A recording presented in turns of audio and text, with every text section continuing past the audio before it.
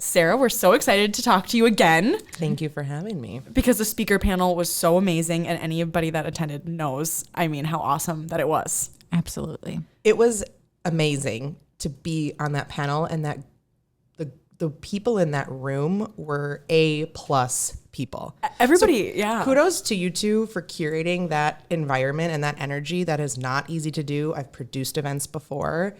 You nailed it. Thank you. So I will, everyone listening, go to their next event whenever it is, and I might force them to let me speak at it again.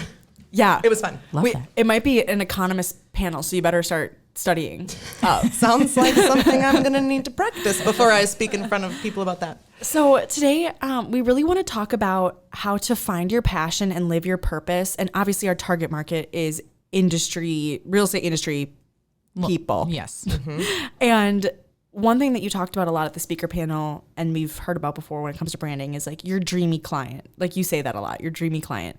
But sometimes it's hard to know and find out what that is for yourself. Totally. So we'll just dive right into the first question. This is a question that I think a lot of people struggle with is, do you recommend that agents and loan officers try to create a separate business identity, business brand, or is it best to build your real estate brand as your personal brand? And like, what is the difference? That's, I think, the $1 million question, and it transcends industry. Here's my recommendation for any service-based business provider, which if you're listening, you are providing a service. You are the niche of your business. You are what sets you apart from everyone else in your industry. You're the face of the brand. You're working directly with your consumer. You probably leverage referrals a lot. You being honest and true to yourself and showing up authentically as your most you is going to be what helps you make that true successful business that you want. If you can ground yourself in that, to me, your business and your personal life, or the not your personal life, you should have boundaries, but your personal brand, there's so much crossover that it feels, for me personally, it's easier to manage one larger brand of, hi, I'm Sara, this is what I stand for, this is what I believe in, and I sell these services, this is what I do professionally. If you like all of that, we're going to be a great fit. There's really no purpose in putting out all of this energy and effort into this business, air quote, business persona, and then an air quote, personal persona. Why don't you just marry that and be your true authentic self? And anyone that's not all about it, they can self-select out. Make that sales funnel shorter and easier for your dreamy clients to choose to opt in or opt out. Don't try to pretend like you don't swear and then you're on a client call and you swear and they're highly offended by that. Yes. Like, what a waste of your time, what a waste of their time. Like, let's just get there faster. So how would you say you go about, because like we love steps, Like tangible. items is when you said about like your niche, how do you go about if you don't know what that is or how like finding it? This is going to sound so cheesy, but I think it's real. You have to invest time and energy into figuring out who the hell you are. Self-reflection, personal development. Go get a self-help book if you need one. Go talk to a therapist. Find someone or a group or a coach or whatever it is where you have safe space to explore what truly makes you passionate, what truly makes you happy. That takes work. That's the work everyone talks about. Oh, she's really doing the work. That's the work. That's what I'm talking about. Invest time, energy, money, whatever you have into figuring out who you are. Yeah. Once you know that and you're confident in that and you feel good about that, the rest is going to start to naturally flow. You know you're grounded in you. Every other question that comes your way, you know what the answer is because you know what you want. It makes yeses easier. It makes no's easier. Yeah. And the flow is just so important for your own personal happiness, for things to flow. So you're not constantly like in this resistance, like hustle, you're pushing, you're selling. Yes. And honestly, like as a real estate agent, we all know that the best agents and loan officers out there aren't selling. Right. They're consulting and they're guiding and they're educating. So when it is more of a flow state, it's like, yeah, what I just said. You're just showing up as you. Yeah. truly, and that's palpable. Think about social media. When we first really got into, let's just hone in on Instagram. When Instagram became, the booming popular thing that it is, and it was the Wild West in the beginning. I'm talking 5, even 10 years ago. Accounts were blowing up overnight. And then we started feeling like, oh my gosh, I just met that person in real life and I follow them online and that's 2 different people. Like that is palpable. The consumer is smart. They're going to start figuring out if you're catfishing everyone. Just don't waste your time and energy trying to create some fake thing because Joe Schmo down the street's successful doing it. What the hell's going to be successful for you is going to be different than Joe. So like, let's just invest time and energy in you being the happiest you, because you are the one your clients are working for, working with, trying to solve whatever their strategy problems are. Like, if you can just be genuine, that is such a powerful currency. That's such a powerful energy to hold. Well, and it could then also goes back and ties in exactly what we've talked about earlier, is like then your dreamy client and you are working with people who want to work with you and that you want to work with them. So the difference like of real estate agents who consult is, in my opinion, and versus selling, is they enjoy their job. Yes. They love to get people into homes, and that you can see that transparency to over someone saying, I'm going to, get this done for you and selling them on it. And it doesn't feel as good. It's not a transaction. Like, why would you want to spend most of your life, most of our time is spent at our work, right? Yep. And with the people that you're working with. Why would you want to spend that just executing tasks and having transactions? That is so empty. Yeah. Like, you're going to die and then your life is over. And like, and then no one's going to care. Seriously, you guys, I think about this all the time, and I really believe this. I have my life where I'm asleep and I have my life where I'm awake. I'm conscious and I'm subconscious, right? Hopefully I stay some level of conscious. But it's all my life. I don't want to split that awake time into segments of, this is my job and this is my family and this is, again, boundaries are important, but I want to enjoy all of it. Yeah. Because when I'm no longer here, guess what's still going to happen? You guys are still going to be running an epic podcast and you're going to have different interviewees, and it doesn't matter that I'm not here to you, but it matters to me because I'm not here anymore. So like, why wouldn't I just run after my best life ever? Yeah. It's your life. I'm Go gonna get it. Ask a personal question here. Please. When did that happen and change with you? Because a lot of people are working because they need to work to support their family and things like that. And so when did that like change on, I want to do this because this is the happiest thing that, or feeds you? If that makes sense. Yeah. I was in a corporate career for 5 years doing that classic corporate ladder climb. And I was good at my job and I led a team and I had great pay and benefits. I had all of the things that I was told I was supposed to have from our culture's success measures. And I wasn't happy. And I had security. I had all of these things that I had thought were so important and that I wanted. And I was like, I'm going to go be the VP of this one day. I'm going to run this place. Like, I had that mentality and that mindset. And I knew I wanted some sort of greatness and success. And at the time, I didn't know what that looked like outside of what I was told it looked like. Graduate, get good grades, go to college, blah, blah, blah. You guys know the rest. Yeah. And I had the Sunday scaries every day, a pit in my stomach every day. Like before bed. Yes. Yeah. I would fear an email popping through. I'd get nervous. It wasn't the thing for me. And I didn't know what to do. And I left because my husband and I decided to quit our jobs and travel full time. And so me departing that corporate role is very different than a lot of other entrepreneurs and a lot of my colleagues, because we left saving every penny for years so that we could just go travel for fun. And we planned to be gone for about 2 years. We were gone for a little over 2.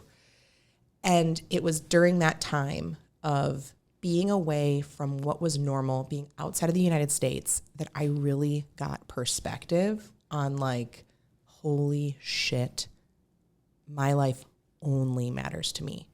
Will, my husband, could go on. My family could go on. Like this, I have to choose what I want, and then I have to go and do it.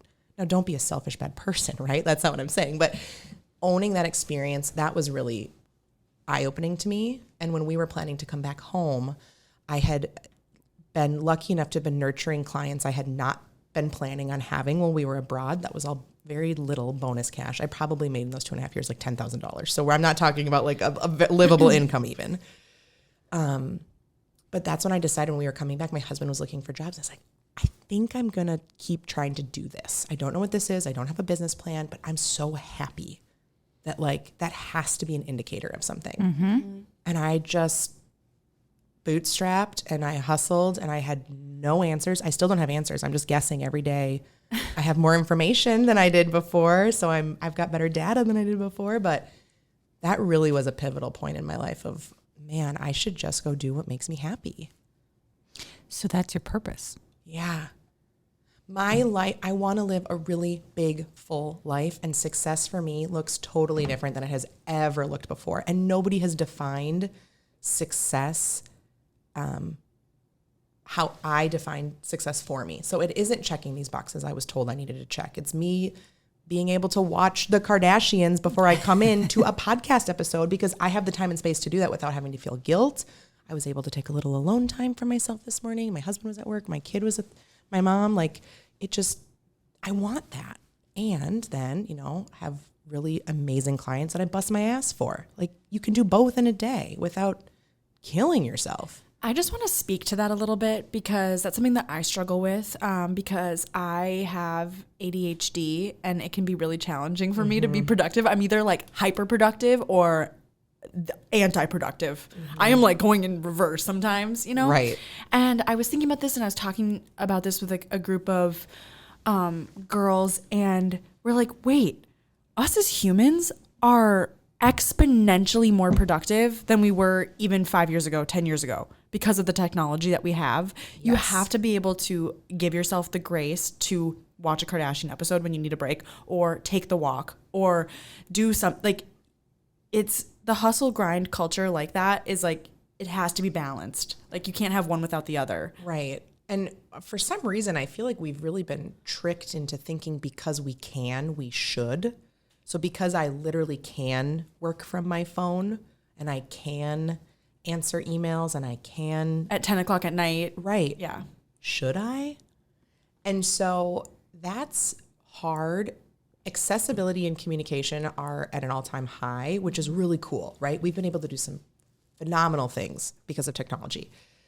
And I think we've really learned that's where burnout comes from. Yeah. That's where this like hustle mindset comes from. We're like, oh my God, if I'm not hustling, I'm so bad. I'm a shitty person. Yeah. Like, no, that they don't have to be connected whatsoever. But it's really, really hard to remember that.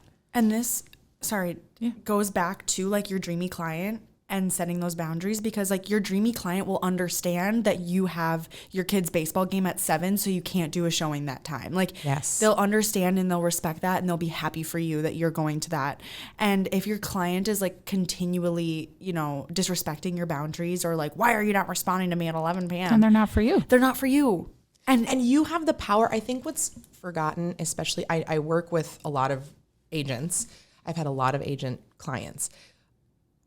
I can see some of you listening to this and like, oh, that sounds good. In this highly competitive market, if I'm not there for the showing, we're going to lose the house. So there are always going to be seasons of chaos. I'm not suggesting that it's not that way. I'm not saying that every day I watch the Kardashians at 9, right? But protecting and setting that foundation of knowing what is going to fulfill you and then working towards that every day, you're not going to get it 100%. Think of it like as a scale. Well, I was 80% of where I wanted to be today, and a couple things got derailed, or there were a couple of very urgent things that popped up. Like that's always going to happen.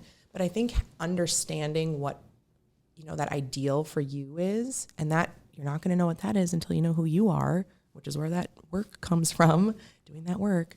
You know, it's not always going to be perfect, but striving for more balance it's not sustainable to be working all the time. It's just not. Going back to Lizzie's question about how do you find who you are, almost like in a way. Yesterday, so I'm a part of this, it's called the Business Women's Circle, and it's once a month, BWC. Yep, I know it well. Yeah. I'm not a member, but I think I'm going to be. Yeah, and Morgan's a member. Yes. And they're amazing. Yes. I'm part of the young professional circle. And so yesterday we were talking about career planning, and it was like, well, what do you want in 3, 5, 10 years? Like, what does that look like? And we're like, I don't know. Yeah, I don't know either. I'm like, I don't know what that looks like. You know, I know I'll be in title. I know I'll be in the real estate industry, but like in 10 years, what is the industry going to look like? Like, Right. you know? So what they had us do was an active listening exercise where you talked about an experience that you had within your career, positive or negative, but I focus on the positive. Okay, good. And so I talked about. You're like, I'm right here. Was I the negative experience I you know. want to I'm talk like, about? I'm like, that one time Lizzie yelled at me. No, I'm kidding.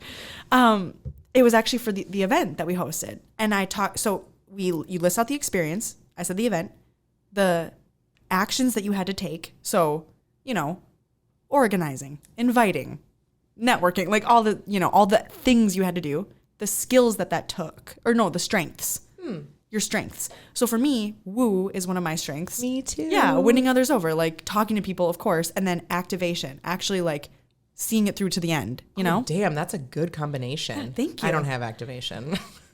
And so then what I did is I told them the story, and they actively listened, and they told me what they heard about me from me telling them like of the best experience that I've had.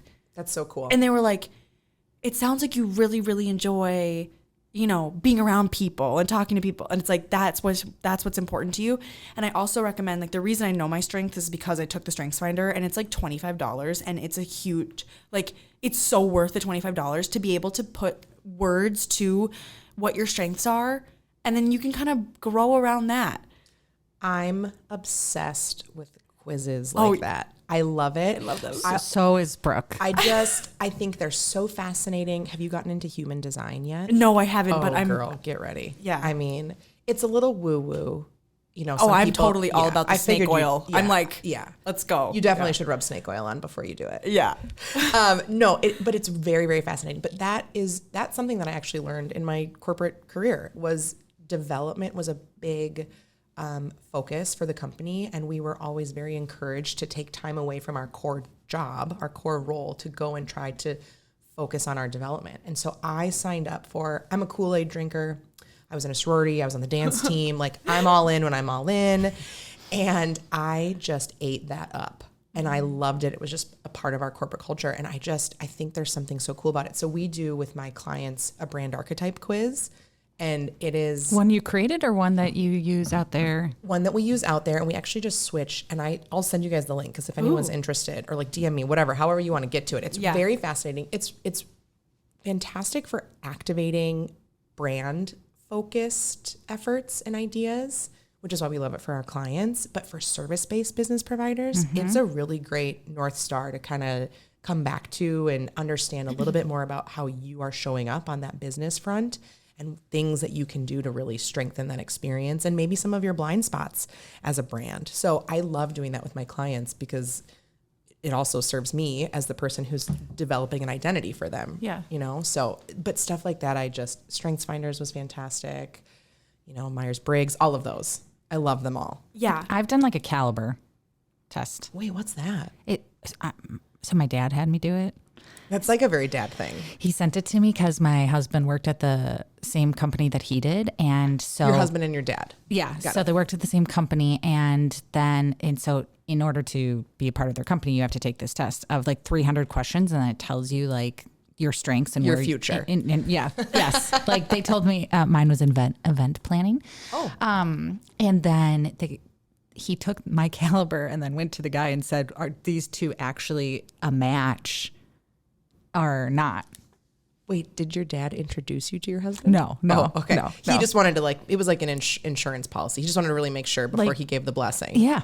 Yeah, totally. And I love that. And they said yes. So we're 14 years in. So oh my gosh, that's so cool. But I think stuff like that is so powerful and so fascinating. And I think the other thing too, my other caveat, especially with the brand archetype that I do with my clients, take what resonates and leave the rest. If something feels like, I don't know if I like that, you have the power to choose how you want to activate this stuff. If that's an attribute of yours that you're not loving, then don't lean into that.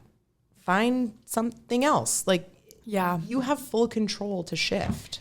And women, I think actually a lot of business owners, men or women, you know what I mean? I don't think it's a gender thing, but imposter syndrome. Like you want to believe, like I want to believe that I'm an activator and I get shit done, but it's really easy to be like, well, that one time I didn't get it done. Oh, yeah. But when you have something written down from Caliber or Gallup, Clifton Strengths Finder, whatever, like you're like, okay, somebody else sees that in me. There's some legitimacy. It feels good. Well, and most of these types of activities are very well researched and, highly respected, right? Mm-hmm. So it's not just some random person being like, hey, event planning, that's for you. Which actually, Lizzie, you're very fantastic at planning events. So maybe your next little side hustle or something, or continue integrating with the podcast. I don't know. It was just really cool. You did a great job. Or maybe you'll be my wedding planner when I get married at the Hutton House, like you so graciously announced to everybody there. I legitimately did have to ask. I was like, oh, your fiance?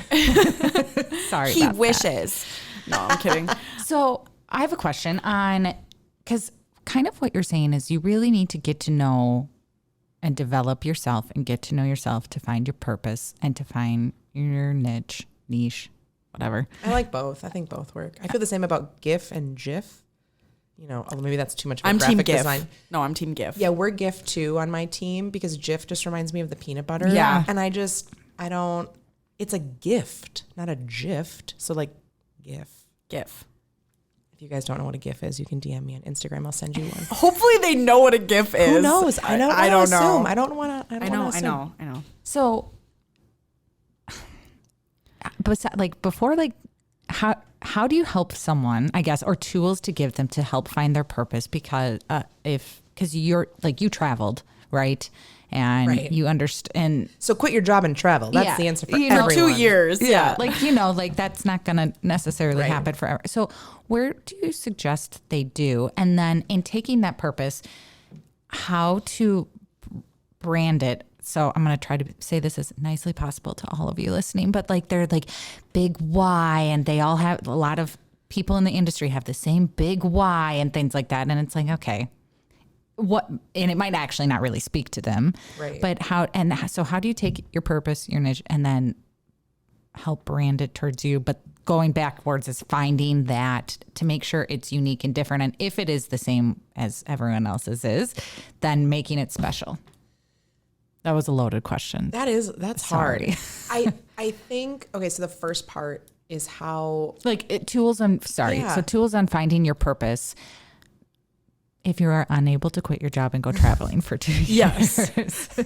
Call me though. I can convince you to do it. And it's not as expensive as you think. I am not rich. So financially, well, I'm comfortable. Anyway, that was the one question we always got, like, oh my God, are you loaded? And I'm like, no, I just am smart, and we pinched pennies and we were creative. We were financially creative. Just like you guys come up with really cool solutions to help people, right? Yeah. Anyway, tools. I think firmly that you have the answer inside of you already. Mm-hmm. You, the ubiquitous you listening, the two of you have the answer.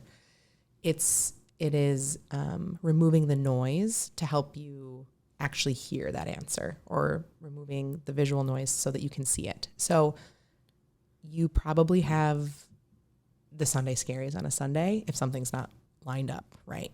You have this kind of inkling in your stomach of an indicator of like, I don't know if this feels right. I don't know if I like this. Like that gut instinct, that intuition, that nagging, reactions to other people that have a life that you like, when you get jealous, when you feel defensive, these are all fantastic signs that are telling you something. And also when things aren't working out. Yes. Because like I went through a phase here where I was meeting with potential clients and it was just not working out. I was like, I'm not bad at my job, but why isn't this working? And I realized that my why was like not in alignment. There was a disconnect. And people could probably sense that. Yes, 100%. Yeah. And so it's hard because that's not a test. That's not something you can pick up. But I think, people can really serve themselves if they choose to listen to the things that they're their bodies, their minds, their spirits, their souls, whatever, are telling them. There's information to be gathered there. And once you can start listening to that and trusting that you speak of imposter syndrome, when you can start trusting what you're doing is right for you and who you want to be, the rest of that stuff starts to get quiet and you can start to sprint. Like that's where the magic really comes in. When you can step into that confidently and have those conversations with those prospective clients and say, you're a no for me. Well, thank you. Because I don't want a person that is not fully sold on me and my method and who I am. I want somebody to be like, yes, I want to hire Sara, And so it's hard because you have to work on listening to some of those things. And then once you know those indicators, like here's a tangible example. When I'm making a big move or doing something that feels like, oh, this is crazy, I can't believe I'm doing this, and I have this like nervous butterflies in my stomach that kind of makes me want to puke, that's the right direction. If I feel anxiety and pressure in my chest, it's not quite right. And those are physical, I feel those things. And I've learned, I get goosebumps when I'm on the right track. I've learned to pay attention to those things. And it feels flighty maybe, it doesn't feel concrete, it's not solid, that's not data driven. Mm-hmm. I don't give a shit. It has never steered me wrong because I'm tapped in and I'm listening to these signs, this conversation that my body is telling me. And that has helped me make every one of my moves. That's awesome because my next question when you were saying that was going to be, how do you, when that feels anxious, right? So, because like there could be people listening to this of like, I'm going to change completely what I'm doing. Totally. Right? And that's very nerve wracking. 100%. And so how, I was going to say like, how do you get to the edge of the cliff and be like, okay, I don't know if I should step off and do this or not. So that was good. That was helpful. Well, and what's interesting too is like, I'm nervous saying this right now because I'm like, is this going to really land with this audience?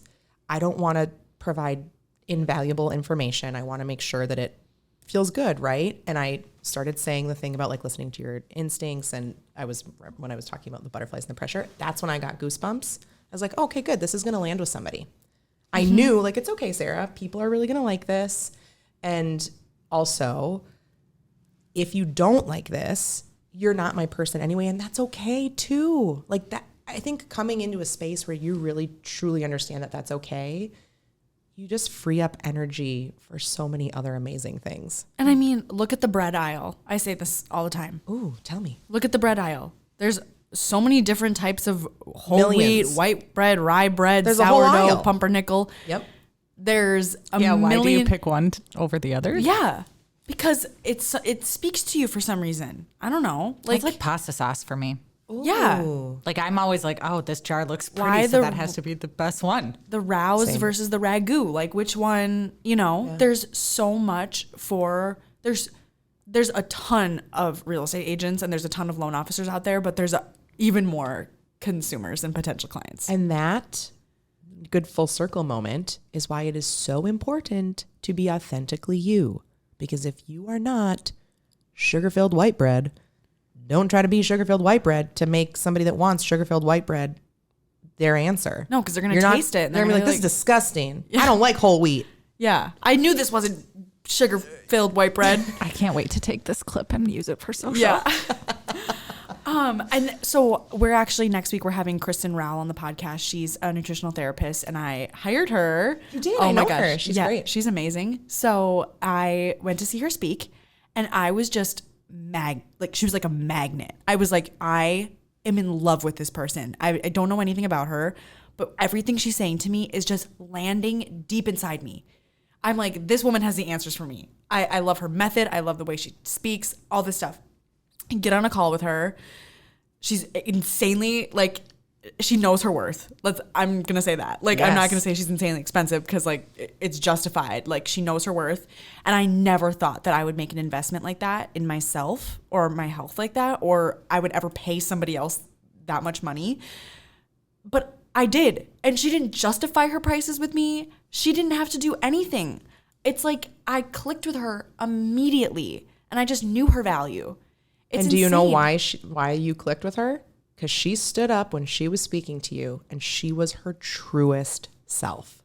Yeah, because if she wasn't herself. Her program is things that she truly believes in, And not she lives. what the next person is doing or what that person is doing. It is what she thinks is the best methodology for her client base, for how she wants to serve them. And that was palpable. And you couldn't not say yes. I couldn't not say yes. Double negatives, baby. Absolutely. That is the magic in knowing who you are and then activating it to find those dreamy clients. And being unapologetically Just be who you are. you. That is one really hard thing. You mentioned woo earlier. I have seen woo has always served me very well in my personal life, in my whole life, my conscious life. And winning others over is natural and very easy for me to do. When woo doesn't work, that's hard. That's very, very hard for me. The flip side of woo is when I can't win someone over, I feel personally almost attacked. Just rejected. So rejected. And so that's been really interesting because I hadn't felt that most of my life because I've been able to woo them all. You can for the convince most part. everybody to love you. And as you get older and as you work with more people, I am totally not for everyone, and that's fine. So it's been a really good practice on the woo front to like not be able to woo and then still truly be okay with it. Yeah. What do you do to get over that then? Because like in sales, we get rejected all the time.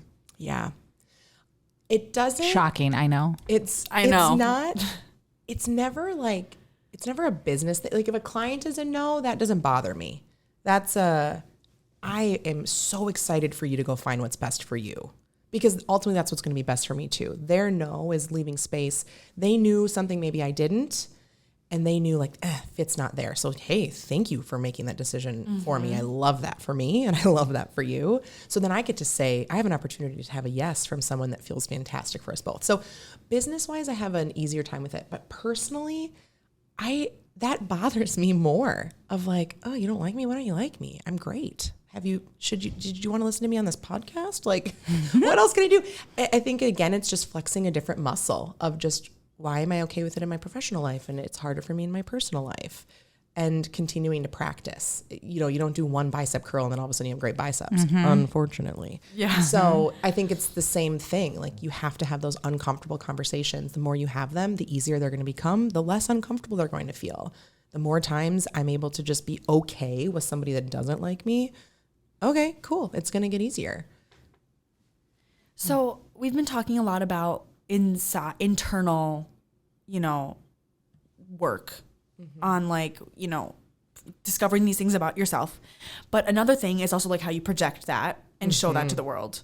And especially like we're talking about Instagram, and obviously as we know, like Instagram is, all these things change all the time, but everything is like visual now. Everybody, Very visual. Everything's visual. And so I kind of want to talk about what if I like finding what speaks to you visually and making sure it connects with who I say I am and what I'm showing and all that stuff. That makes sense? Yeah, for sure.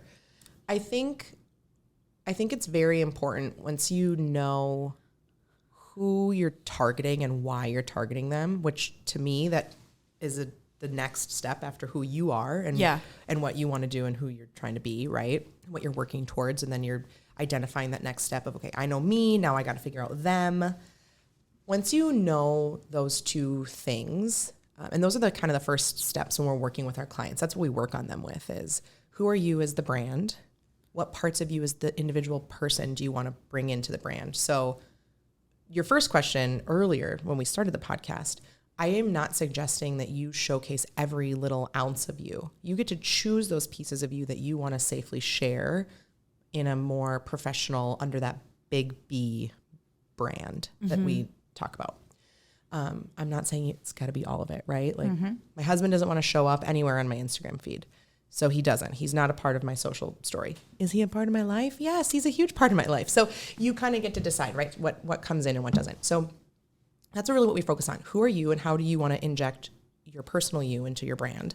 And then who is that dreamy client? And what is it about them that makes them so dreamy to you? And once you know those two things, it's much easier to decide how to communicate to them, both verbally and visually.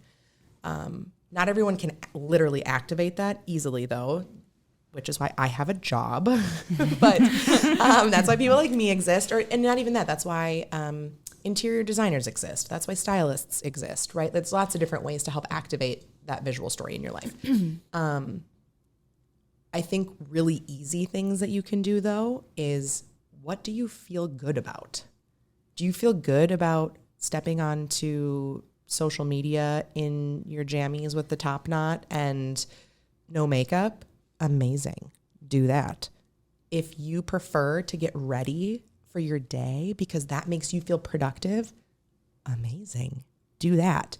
I think it's stepping into the reality that it is not going to be the same for every person, and then just owning it and telling that story. Because a consumer that's like, oh, ew, she doesn't have any makeup on again and her hair's in a top knot, like, I don't want to deal with her. Not for you then. Not for you. So let them make that choice. Cool. Save your time and find somebody else who loves the sweatpants and the top knot. And then I think the other thing too is that it's so easy to minimize the utter fantastic volume that humans are. Like, we are so complex. There is so much to us. And to just minimize that down to just a demographic. Right. That's so belittling of the reality of that I can wear, what I'm wearing now and feel like I can show up authentically as me. And I can also wear my ratty old favorite college shirt and show up with no makeup. And that's me too. So I think leaving space again for that scale, that spectrum of you is very appropriate. You don't always have to show up in a blazer. That's just one piece of who you are. Like, be okay with story sharing the dynamic reality of who you are. Yeah. That, again, is palpable energy that people will understand and can connect with. And I think the other piece is the consumer is starting to expect that. We don't want these bullshit fake stories anymore. That's not cute. Anyone can put a filter on. Yeah. Stop that. Have you noticed that people that are like doing really well on Instagram aren't doing well on TikTok? Like these Instagram influencers go on TikTok and they don't get nearly as much engagement. It's super fascinating. One thing that's been pushed to me recently in my feed on Instagram, I'm not on TikTok yet. Oh my gosh, Sarah. That's what I'm told. I gotta go be a TikToker now. You can just consume. Maybe I should. Start. I'm that meme that's circulating that's like, I don't watch TikTok videos on TikTok. I watch TikTok videos when they're reposted on Instagram. two weeks later, like a grown up. Yes, exactly. But what's super fascinating is what consumers are being very, I'm not, okay, let me not speak like I know exactly what this is because I've read no data around it. However, the trend I'm seeing is what's kind of called, it's called like low fidelity, lo-fi content. It is that raw, not overproduced, you're in your sweatpants content. Yeah. Why do we think that? Why do I think that's happening? That's happening because people are tired of how easy it is to be a completely fake person on social media. Mm-hmm. That's not truth. That's not real. It worked for a while. Mm-hmm. For years. We can see that, right? And consumer trend from the boomers all the way down to who we have, stepping into the economy now and having money to spend, that Gen Z, they expect so much more from who they're consuming from, who they're buying from, in a way that previous generations just didn't have the capacity to care about, which is, I think, a fantastic part of our human evolution. Like, good for us that we don't have to just worry about feeding ourselves. Mm-hmm. We're worrying about feeding ourselves with really healthy, sustainably sourced, ingredients made by responsible practices, right? Like, we're able, our core needs are being met in a better way than ever before, that we can layer on these other components that end up showing progress for humanity, right? So I think it's very fascinating that this bullshit, my life is great. First of all, it made a lot of people feel like shit. Yes. We know that. The statistics are really scary around mental health issues in younger generations and being impacted by that at a younger age group than ever before. That's terrible. But two, people aren't connecting with that anymore. It's not authentic. Yeah. Are you even like when you see the influencers like fashion? Yeah, because you follow way more influencers than I follow. Yeah, and I don't even now like buy like before Fashion Jackson. I'm like, oh my gosh, I have to have that. I'm going on to whatever she's telling me to go on, and now that's not even. No. I'm more interested in not skinny but not fat and like seeing what she has to say. Yeah, and also I just think, like, what are these women trying to sell you? Like, what are they trying to, like, and is that true to them too? Because you hear about all these influencers that they do their Amazon haul and then they return it. It's the weirdest. It's just that whole concept. I always asked myself when I saw this booming, and it was tempting, right? Like, I was active, and I am active enough on social media where I will have brands reach out and ask, like, hey, will you share about this? And I've tested the waters. I've played in the space. One, it's a lot harder than you'd think it would be. So kudos to influencers out there. Well, kudos to the honest influencers out there. The rest of you can go away. But it's so fascinating to me when you really think about it. Like, what is your skill set and what's going to happen when this isn't a thing anymore? So like now all these influencers who have, and this isn't just influencers. Let's not even talk about that. All these businesses, all these brands who have put forth a false narrative around who they are, that's now palpable. Yeah. In a way that has never been noticed. Now what are you going to do?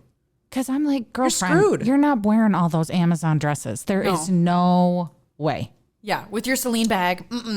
Yeah. 100%.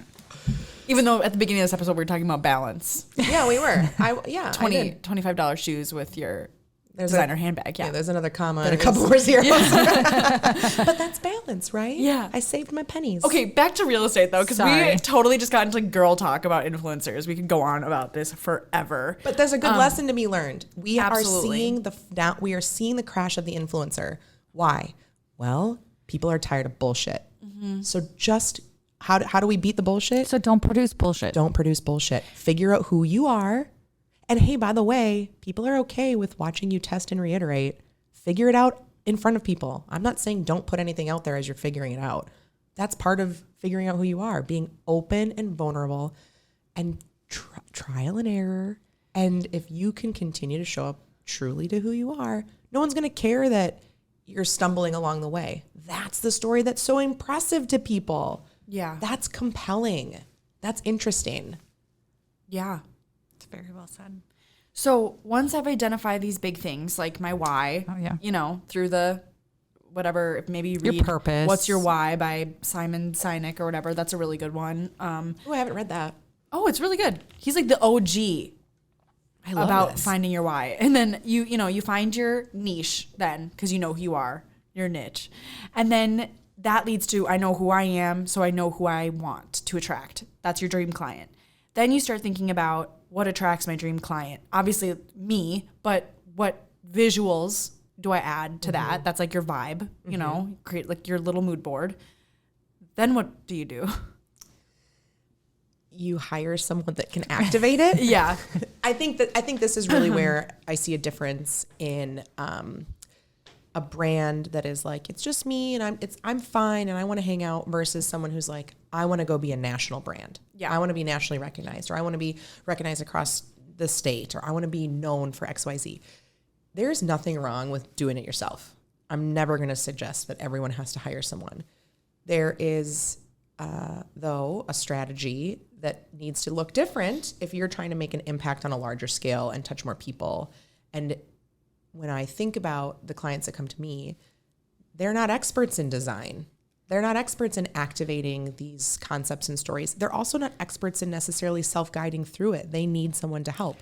Just like I'm not an expert in finding my next investment property, because I don't know a lot of the different options for financing, a lot of the different zoning or code rules that are changing that are going to impact the strategy that I deploy, right? So I have to hire an expert to help me do that. So I think there are a lot of amazing resources to help just start to work towards creating that visual story. If we're talking specifically about, okay, I kind of know these things and I want to make some Instagram content, or I want to push an email newsletter, the first thing I would recommend you do is ground yourself in your branding, your logos. You should have more than one.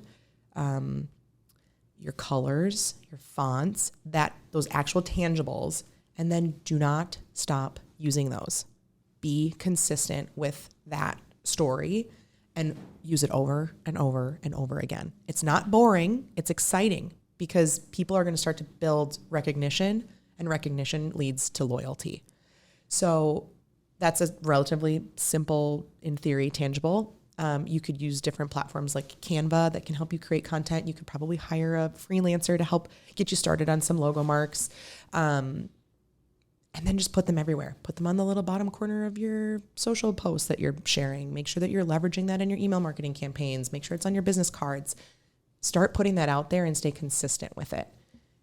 Then oftentimes my clients are like, hey, I did the DIY thing. I've tested my model. I know who I want. It's evolved a little bit, which is okay. Either because you've learned something or you've decided you want to shift, whatever that looks like. Then that's really when my clients are coming into play. Like, I now know these things. I'm ready for the next level. I'm ready to impact in a different way. I'm ready for some more exponential growth. I'm really ready to elevate. And then we work through the whole exercise of, let's really dive into who you are. We're going to ask some strategic questions. Let's really dive into your why. Let's really dive into who your dreamy client is. And then my team creates that visual story for them to make sure that you're able to connect. You don't have time to tell a story. You don't have time. No, not anymore. You don't have time to talk. It has to look good. And then once they see it and they're like, oh, I'm intrigued, then they start listening. Mm-hmm. Yeah. It's a depressingly short amount of time that you have to keep someone on your website. It's like, I just actually read a new statistic. I'm not going to say it because I want to fact check. But it's less than 1 second. So that's insane because of how we are obsessed with consuming as quickly as we do. As possible, yeah. And so if you're not able, I can't even say hi in that amount of time. So you have to have something that tells them, wow, I'm going to stay. I like this. The one thing that has not evolved, though, with that is recipes online because they get you. You have to be on that website for at least a minute scrolling through all their ads to find their recipe. Wait, but you know what's at the top? Jump to recipe. A really beautiful photo of the food. Oh, yeah. And you're like, I want that. Yeah. And then you're going to keep scrolling. But you're right, it is wildly annoying. I do like the jump to recipe feature that's now more normal. More normal.